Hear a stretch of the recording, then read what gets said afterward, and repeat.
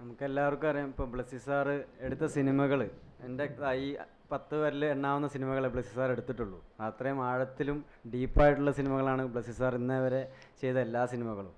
അപ്പോൾ last a film by Blessy എന്ന് എഴുതി കാണിക്കുമ്പോൾ ഒരു ചെറിയൊരു നമ്മുടെ ഉള്ളിൽ തട്ടാതെ ഒരു സിനിമ പോലും ഇന്നേ വരെ ബ്ലസ്സി സാർ എടുത്തിട്ടില്ല. അത്രയും വിഷനറി ആയിട്ടുള്ള, അത്രയും പെർഫെക്ഷനിസ്റ്റ് ആയിട്ടുള്ള ഒരു ഡയറക്ടറാണ് ബ്ലസ്സി സാറ്.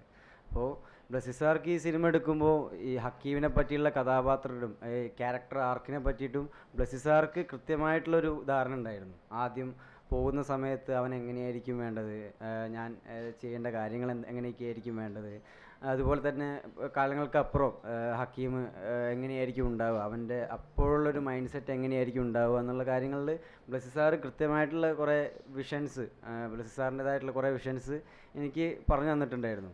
ഓഫ് കോഴ്സ് അതിൽ നമ്മുടേതായിട്ടുള്ള കുറച്ച് ക്രിയേറ്റീവ് കോൺട്രിബ്യൂഷൻസ് ആഡ് ചെയ്യുക എന്നുള്ളതാണല്ലോ ഒരു ആക്ടർ എന്നുള്ള രീതിയിൽ നമ്മൾ ചെയ്യേണ്ടത്. അപ്പോൾ അതിന് വേണ്ടിയിട്ട് ഇപ്പോൾ ഞാൻ ഇതിന് മുന്നേ ഹക്കീമിന് പോകുന്നതിന് മുന്നേ ഉള്ള കാലത്തിൽ ഹക്കീം എങ്ങനെയായിരിക്കും ജീവിച്ചിട്ടുണ്ടാവുക എന്നുള്ളൊരു, ഇപ്പോൾ എന്നെ സംബന്ധിച്ച് ഞാനിപ്പോൾ 24-ാം വയസ്സിൽ ഞാനിപ്പോൾ ഇവിടെ വന്നിരിക്കുമ്പോൾ എന്നെ സ്വാധീനിച്ച കുറേ അനുഭവങ്ങളും വായനയും അങ്ങനെയുള്ള കുറേ കാര്യങ്ങളായിരിക്കുമല്ലോ എന്നെയും ഈ രീതിയിൽ സംസാരിക്കാൻ വേണ്ടിയിട്ട് ഡെവലപ്പ് ചെയ്തിട്ടുണ്ടാവുക. അതേപോലെ ഹക്കീമിനെ ഡെവലപ്പ് ചെയ്ത കുറേ അനുഭവങ്ങളും കാര്യങ്ങളും അവനും ഉണ്ടാവും. അപ്പോൾ അതുപോലെയുള്ള കുറേ ബാക്ക് സ്റ്റോറികൾ അങ്ങനെയുള്ള കാര്യങ്ങളൊക്കെ എൻ്റേതായിട്ടുള്ള രീതിയിൽ ഞാൻ കുറച്ച് ഡെവലപ്പ് ചെയ്ത് സാറിനൊക്കെ പറഞ്ഞു കൊടുത്തിട്ടുണ്ടായിരുന്നു ആ സമയത്തൊക്കെ.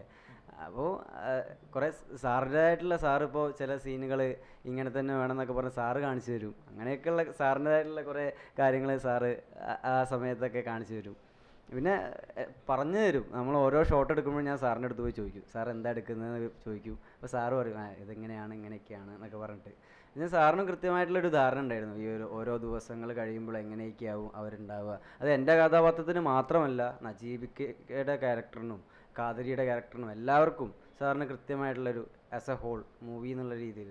അപ്പോൾ അങ്ങനെയൊക്കെ സാറിൻ്റെ ഒരു ഗൈഡൻസൊക്കെ എന്നെ വളരെയധികം ഹെൽപ്ഫുള്ളായിട്ട് ചെയ്തിട്ടുണ്ട്.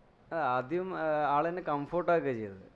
എന്താണ്, ഒരു കോ ആക്ടർ എന്നുള്ള നിലയിൽ, അല്ലാതെ ഒരു പുതിയ ആക്ടർ എന്നുള്ള നിലയിൽ, അല്ലാതെ ഒരു കൂടെ അഭിനയിക്കുന്ന ഒരാളെന്ന നിലയിൽ, ഒരു കൂടെ അഭിനയിക്കുന്ന സഹപ്രവർത്തകൻ എന്നുള്ള നിലയിൽ ആദ്യം കംഫോർട്ടാക്കുക ചെയ്തത്.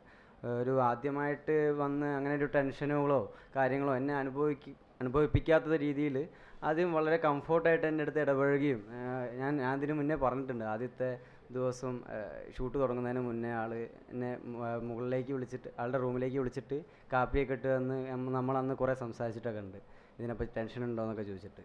അപ്പോൾ അന്ന് അങ്ങനെ ഒരു കംഫർട്ട്നെസ് ആദ്യമായി കിട്ടിയപ്പോൾ പിന്നെയുള്ള സമയങ്ങളിൽ അത് ഈസിയായി. അത് നമുക്ക് ഒരു നജീബിക്കയോടുള്ള ഹക്കീമിൻ്റെ സ്നേഹം ഉണ്ടല്ലോ, ആ സ്നേഹം ആളെനിക്ക് തരാൻ ശ്രമിച്ചപ്പോൾ എനിക്കത് ഓട്ടോമാറ്റിക്കലി എനിക്ക് ഹക്കീമിൻ്റെ സ്നേഹം തിരിച്ചും കൊടുക്കാൻ പറ്റി. അതാണ് എനിക്ക് തോന്നിയത് രാജുവേട്ടനെ പറ്റിയിട്ട്.